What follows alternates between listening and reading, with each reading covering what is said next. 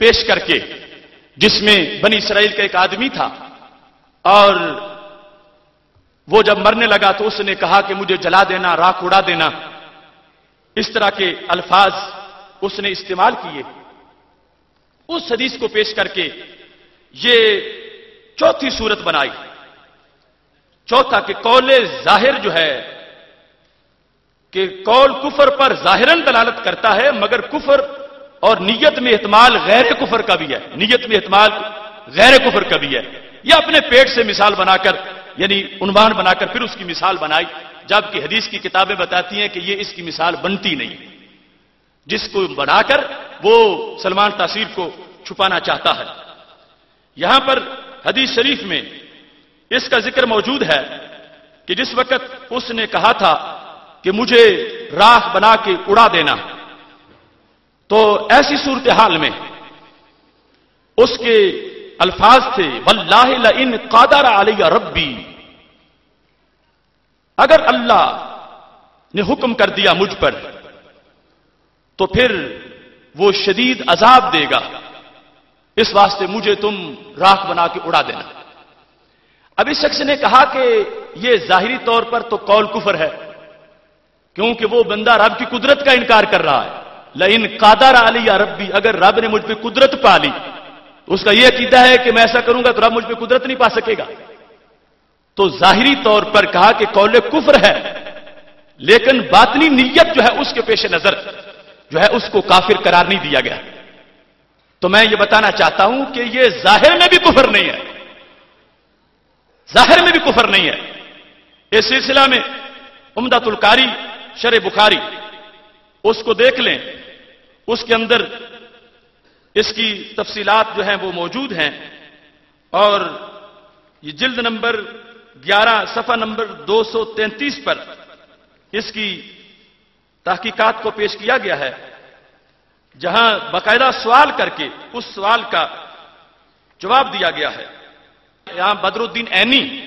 رحمت اللہ علیہ جو ہیں، انہوں نے یہاں پر باقاعدہ سوال کیا اور سوال کے بعد پھر جواب دیا۔ سوال کیا کیا؟ فَإِن قُلْتَ إِن كَانَ هَذَا الرَّجُلُ مُؤْمِنًا فَلِمَا شَكَّ فِي قُدْرَةِ اللَّهِ تَعَالَى، اگر یہ بندہ مومن تھا تو رب کی قدرت میں شک کیوں کیا کہ اگر اللہ مجھ پہ قادر ہو گیا تو عذاب بڑھا دے گا، مجھے جلا دینا۔ تو اس کا جواب دے کر وہ مطلب بیان کرتے ہیں، کہتے ہیں کہ جواب اس کا یہ ہے کان مؤمنا، وہ مومن تھا، مومن تھا۔ کیوں؟ وہ اگر مومن نہ ہوتا تو پھر ڈرتا کیوں کہ میرا کیا بنے گا؟ وہ ڈر رہا ہے کہ میں نے گناہ بڑے کیے ہوئے ہیں، تو یہ ڈرنا دلیل ہے کہ وہ مانتا ہے اللہ کی قدرت کو بھی، اور پھر وہ باس بادل موت پر ایمان رکھتا ہے۔ اس واسطے قادرہ پڑھو یا قدرہ پڑھو، دونوں کا معنی کیا ہے؟ حاکمہ و قبا اور ضیقہ، تین معنی کیے کہ اگر رب نے فیصلہ کر دیا تو میرا کیا بنے گا، رب نے حکم کر دیا تو میرا کیا بنے گا، یا اگر رب نے مجھ پر تنگی کی تو پھر میرا کیا بنے گا۔ جیسے قرآن مجید میں فقادر علی رزقہ، وہاں پر بمانا قدرت نہیں ہے، تنگی ہے، یہ کہ رب اس کے رزق کو تنگ کر دے تو پھر کیا بنے گا۔ یہاں پر بدر الدین عینی انہوں نے عمدۃ القاری شرح بخاری جلد نمبر 11 صفحہ نمبر 233 پر واضح کیا کہ یہ بندہ مومن تھا۔ کیوں؟ کہا اس کا ظاہر قول بھی ایمان والا تھا، ظاہر قول بھی ایمان والا تھا، کیونکہ وہ یہ نہیں کہہ رہا کہ اگر رب نے مجھ پہ قدرت پالی، یہ قدرت والا معنی نہیں، معنی ہے فیصلہ والا، معنی ہے حکم والا، معنی ہے تنگی والا، کہ اگر رب نے مجھ پہ تنگی کی تو پھر میرا کیا بنے گا۔ اور یہ ساری شانیں مومن کے قول کی ہیں، یہ کافر کے قول کی شانیں نہیں ہیں۔ لہذا جو شخص نے یہ مثال بنائی کہ ظاہر کفر ہے اور باطن جو ہے وہ نیت پر تکفیر نہیں کی گئی، تو یہ مثال دینا غلط ہے، کیونکہ یہاں پر ظاہر میں بھی ایمان موجود ہے۔ اسی چیز کو ارشاد الساری شرح بخاری جلد نمبر 5 امام قسطلانی نے یہ لکھا، صفحہ نمبر 438، اس کے اندر یہ موجود ہے لئن قدر اللہ علیہ کیا مطلب ہے؟ کہتے اے ضیق اللہ علیہ، اگر رب نے مجھ پر تنگی کی، قادرہ کا معنی ضیقہ کیا ہے، اور ساتھ انہوں نے ومن کہا یہ کقولہ تعالی ومن قادر علیہ رزقہ، کہ اس قدرت کا وہ معنی ہے جو تنگی والا ہے، جس طرح کہ آیت قرآن میں ہے ومن قادر علیہ رزقہ، اس کا حوالہ دیا اے ضیق علیہ ولیس شکا فی القدرت علی احیائہ واعادتہ، کہ اس شخص نے قدرت کا انکار نہیں کیا بلکہ شک بھی نہیں کیا، اور باس بادل موت کا انکار نہیں کیا، یہ ایماندار ہے۔ تو یہ جو دو معتبر شروحات ہیں، میں نے آپ کے سامنے اس حدیث پر بخاری شریف کی شروحات پیش کر دی کہ یہاں ظاہر بھی ایمان والا ہے، ظاہر کفر والا نہیں ہے۔ اس طرح کر کے معاذ اللہ جتنی کوششیں کی گئیں، ہم نے ان ہر چیز کا، ان کا سب کا احاطہ کرتے ہوئے ایک ایک چیز لے کر، تاکہ پتہ چلے کہ وہ سب فضول باتیں ہیں۔ کوئی یہ نہ کہے کہ 13 گھنٹے آگے ہیں، 13 گھنٹوں میں جو کچھ ہے ہم نے اس کے لحاظ سے دلائل تو ہمارے 50 گھنٹے کے ہیں، لیکن پہلی نشست 3.5 گھنٹے کی ہو چکی ہے اور اب جاری ہے، اور ہر لحاظ سے جو خلط مبس کیا گیا، دائیں بائیں کی باتیں کی گئیں، ہم ان کو بھی ایک ایک کر کے اصول کے لحاظ سے ان کا جواب دے کے فرق کر رہے ہیں ان کو کہ یہ کوئی بات نہیں ہے جو تم کرتے ہو، مسلک وہی سیدھا ہے اور سچا ہے جو صفہ سے لے کر بریلی شریف تک اور سہن شریف تک اور حضرت خواجہ غریب نواز معین الدین چشتی اجمیری تک موجود ہے۔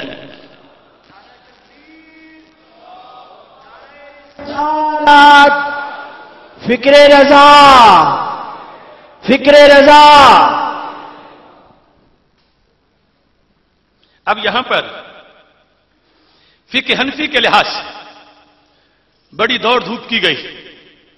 اور مغالطے دیے گئے۔ میں یہ پوری ذمہ داری سے پیش کر رہا ہوں، اور مجھے اس سلسلہ میں کسی لحاظ سے کوئی اندیشہ رد نہیں ہے کہ میں اللہ کے فضل و کرم سے فقہ حنفی میں جو گستاخ رسول صلی اللہ علیہ وسلم کی سزا ہے اس کے لحاظ سے آپ کے سامنے فتاوی جات اور جو فقہ حنفی اور مذہب ابی حنیفہ رضی اللہ تعالیٰ عنہ ہے اس کے لحاظ سے، اور پھر توبہ کے مسئلے کے لحاظ سے، اور پھر عورت کے معاملے میں اس شخص نے خواہ اتنی بات لمبی چوڑی عورت کے بارے میں کی، تو کیا بنتا ہے اس مسئلے میں عورت کے بارے کی بات کرنا کہ اگر عورت توہین کرتی اس کو قتل نہیں کیا جائے گا؟ یعنی وہ جو جرم کیا تھا سلمان تاثیر نے، اس کے پیچھے پیچھے اتنی لمبی بات عورت کو کہ اگر وہ گستاخی کرتی ہے تو اسے کچھ نہ کہا جائے، یہ حوالے دینے کی اور خلط مبس کی اور حق کو چھپانے کی ضرورت کیا ہے؟ ان ساری چیزوں کو، اور پھر متقدمین احناف اور متاخرین کے لحاظ سے فرق اور یہ چیزیں، ان سب کو آپ نے توجہ سے سننا ہے۔ میں دیکھ رہا ہوں کہ حد نظر تک پیچھے لوگ کھڑے بھی ہیں، اور لگتا ہے کہ کھڑے کھڑے بھی تھکے نہیں ہیں، اس واسطے کہ دلوں میں عشق رسول صلی اللہ علیہ وسلم ہے، اور یہ چنگاری ایسی ہے کہ جو بندے کو تھکنے نہیں دیتی۔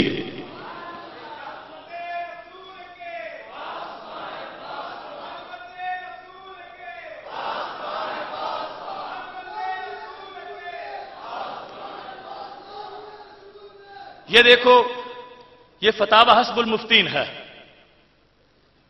اور قاضی عبد المعالی بن خواجہ البخاری جلد نمبر 2 ہے، اور یہ جیسی کتاب ٹھوس ہے اسے حوالہ بھی اس کا ٹھوس ہے، اور ہم اللہ کے فضل سے جن کے دعوے ہیں کہ ہماری لائبریریاں بڑی ہیں، اور پھر یہ ظاہر کیا جاتا ہے کہ جتنے وسائل ہو اتنا بڑا مفتی ہوتا ہے، اور لائبریری بڑی ہو تو مفتی بھی بڑا ہوتا ہے، اور ان چھوٹے چھوٹی لائبریری والوں کو کیا پتا ہے دین کیا ہو، یہ جو تانے ملتے ہیں۔ تو میں اب حوالے پیش کر رہا ہوں، بڑی لائبریریوں والا وہ دکھائے اپنی لائبریری سے جو ناموس رسالت پہ ہم نے ان کو دکھایا ہے۔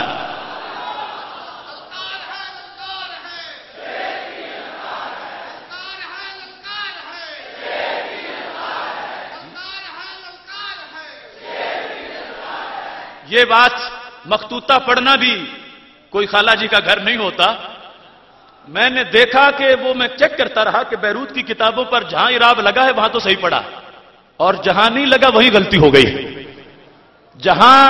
لکھا تھا پہلے کہ اتخذوا رؤوسا جہالا، وہ سارا لکھا ہوا ہے، لیکن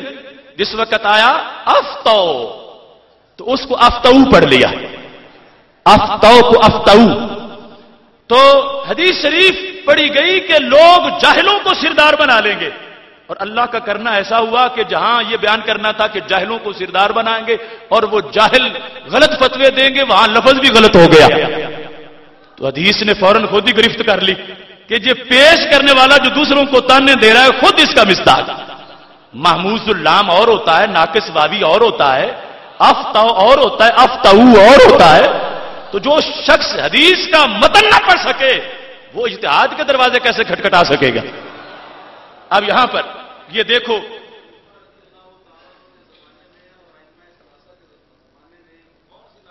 جی جی قبلہ مفتی صاحب یعنی وضاحت فرما رہے ہیں کہ یہ جو مفتی کے لیے لائبریری کی شرط لگائی گئی ہے یہ کتنی غلط ہے کہ امام اعظم ابو حنیفہ رحمۃ اللہ علیہ کے زمانے میں وہاں تو دلی علموں کے صندوق ہوتے تھے، بلکہ جب پہلے کتابیں بھی نہیں ہوتی تھی تو لائبریری تو تب ہو جب کتاب ہو۔ اب نئی تعریف گھڑی کیوں کہتے ہیں؟ مفتی کے لیے مصنف ہونا بھی ضروری ہے تاکہ جو ایک نیٹ ہے، جو کمپنی ورک ہے، اس کو شو کر کے اپنا جو فتویٰ ہے اس کا لوہا منوایا جائے۔ اب یہاں پر یہ دیکھو، مجھے ایک دوست کراچی سے فون کر کے کہنے لگے کہ آپ ذرا یہ بھی اعلان کر دینا کہ اعراب والی بخاری ہو اعراب کے بغیر، اسے بھی دے دی جائے، تجھے بھی دے دی جائے، مجمع عام لگا ہو، اور کوئی مجمع میں اٹھ کے کہے کہ فلاں صفحے سے دونوں پڑھو، تو جو پڑھ جائے گا پتہ چلے گا کہ اس کو دین کی خبر ہے۔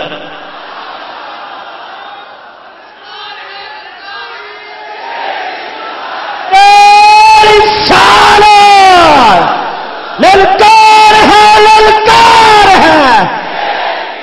للکار ہے، للکار ہے، للکار ہے، للکار ہے۔ یہ فقہ حنفی پیش کر رہا ہوں، بحر المحیط سے نقل کیا گیا جو علامہ علام الہدا کی ہے، کیا من شتم النبی علیہ السلام او اہانہ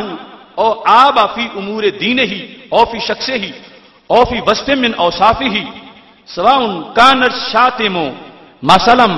من امتی او من غیرہا وسواء کان من اہل الکتاب او غیرہ ذمیا کان او حربیا وسواء کان من اہل الکتاب سواء کان من اہل الکتاب او غیرہ۔ یہ الفاظ سننا اور دھیان سے سننا، میں اختصار بھی، چونکہ ایسا نہ ہو کہ فجر کی اذان ہو جائے، میں اختصار کر رہا ہوں کہ وہ کہتے ہیں جس شخص نے نبی علیہ السلام کو گالی دی معاذ اللہ یا اہانت کی یا آپ کے دین کے امور میں عیب لگایا یا آپ کی شخصیت میں معاذ اللہ عیب بیان کیا یا آپ کے اوصاف میں سے کسی وصف میں، برابر ہے کہ وہ گالی دینے والا آپ کی امت سے ہو یا امت کے غیر سے ہو، یعنی پہلے ہی وہ نان مسلم ہے، برابر ہے کہ وہ اہل کتاب سے ہو یا غیر سے ہو، برابر ہے وہ ذمی ہو یا حربی ہو، اور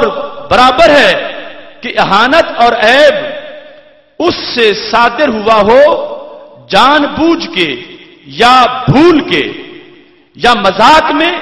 یا سنجیدگی میں، تو کیا ہوگا؟ کہتے ہیں فقد کافرہ خلودا، وہ دائمی جہنمی بن گیا، دائمی جہنمی بن گیا۔ دائمی جہنمی کا آگے معنی بیان کیا، کس طرح دائمی جہنمی بن گیا؟ کہتے ہیں بحیث ان تابا لم تقبل توبہ ابدا، اگر وہ توبہ کرے تو کبھی بھی اس کی توبہ قبول نہیں ہوگی۔ لا عند اللہ ولا عند الناس، نہ اللہ کے نزدیک نہ بندوں کے نزدیک۔ اور ساتھ ہی یہ کہا وحکمہ فی الشریعۃ المطہرہ عند متأخر المجتہدین اجماعاً وعند اکثر المتقدمین القتل۔ وحکمہ، اس بندے کا حکم کیا ہے جس کی یہ پیچھے بات ہوئی کہ اس نے توہین کی ہے، اگرچہ مذاق میں کی ہو، سنجیدگی میں کی ہو، صاف میں کی ہو، قصد کے ساتھ کی ہو، وہ اہل کتاب ہو، وہ مسلمان ہو، ساری باتیں بیان کر کے انہوں نے کہا کہ وہ کافر ہوگا، خلود کا کافر، دائمی کافر۔ بحیث ہو اگر اس نے توبہ کر لی، توبہ کرتا ہے تو اس کی توبہ قبول نہیں ہوگی، نہ اللہ کے نزدیک ہوگی نہ بندوں کے نزدیک قبول ہوگی۔ حکم کیا شریعت میں اس کا؟ کہتے ہیں کہ جو متاخرین مجتہدین بالاجماع اور اکثر متقدمین ان کے نزدیک اس کا حکم کیا ہے؟ القتل قطعاً، قطعاً یقینی طور پر اس کو قتل کرنا، ولا یداہی السلطان اور نائبہ فی حکم قتل ہی، کہ بادشاہ یا اس کا نائب اس کے قتل میں کوئی مداہنت نہ کرے اور کسی لحاظ سے کوئی دباؤ قبول نہ کرے۔ وَإِنْ فَاتَ فِي قَتْلِهِ وَانْعِدَامِهِ الْمَصَالِحُ الدِّینَوِیَّۃُ كَقَتْلِ الْقُضَاةِ وَالْوُلَاةِ، اگرچہ اس کو قتل کریں تو خطرہ یہ ہے کہ جج بھی قتل ہو جائیں گے، کہ گستاخ کے ہاتھ بڑے لمبے ہیں، اگر اس کو قتل کیا تو یہ ہے کہ دینی دنیاوی مسالے پر آ جائے گی، تجارت کا مندہ ہو جائے گا، یا مفتی قاضی قتل ہو جائیں گے۔ تو انہوں نے لکھا مفتی قاضی قتل ہوتے ہیں تو قتل ہو جائیں، گستاخ زندہ نہیں رہے گا۔ یہ واضح طور پر اس میں انہوں نے لکھا۔ اور قتل القضاة والولاة، اگرچہ قاضی اور والی جو حق بیان کرنے کے جرم کی پاداش میں ان کو اٹھا لیا جائے، اغوا کر لیا جائے، قتل کر دیا جائے، کہا وہ ہوتے ہیں ہو جائیں، رسول اللہ صلی اللہ علیہ وسلم کی عزت کا مسئلہ جو ہے اس کے لحاظ سے جو جس نے توہین کی ہے اس کو زندہ نہیں چھوڑا جائے گا۔ اور ساتھ لکھا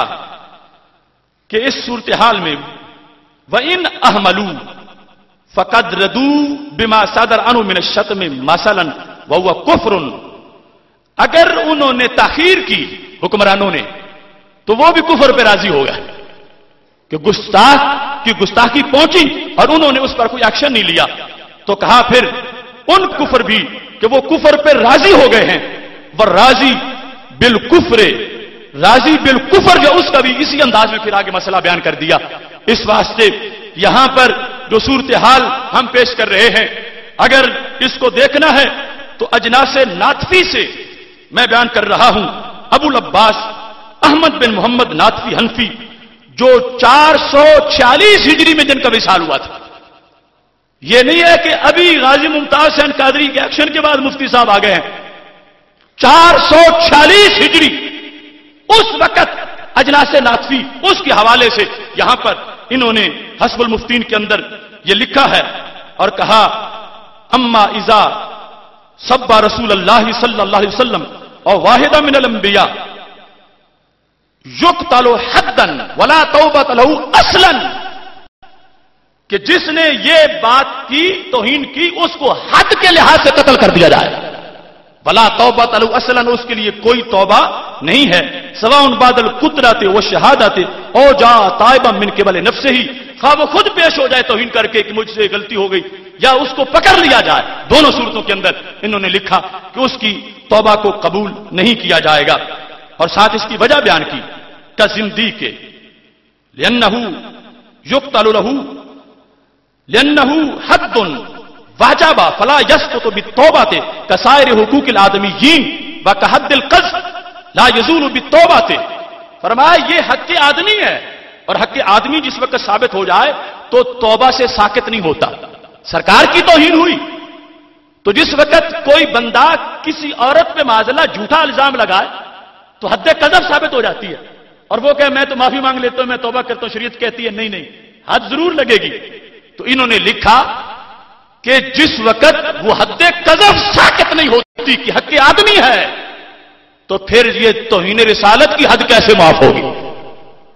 حداً اس کو قتل کر دیا جائے گا اور اس کے لیے توبہ کے دروازے کی کوئی گنجائش یہاں پر موجود نہیں ہے۔ ولا توبۃ له اصلا، بالکل اس کے لیے توبہ نہیں ہے۔ اس کو انہوں نے یہاں پر تفصیل سے بیان کیا اور بیان کر کے کیا کہا، کتنی لذیذ بات ہے۔ اس کو لذت وہاں آتی ہے جب کوئی نرم پہلو دیکھتا ہے تو بڑی ایمان افروز بات آ رہی ہے، تو میں کہہ رہا ہوں بڑی ایمان افروز بات آ رہی ہے۔ کیا لکھا ہے؟ کہتے ہیں وَهَذَا مَذْهَبُ أَبِي بَكْرَ الصِّدِّيقِ رضی اللہ تعالیٰ عنہ،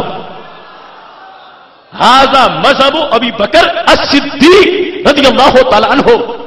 یہ حضرت ابو بکر صدیق رضی اللہ تعالیٰ عنہ کا مذہب ہے. اور کس کا ہے؟ کہتے ہیں ول امام الاعظم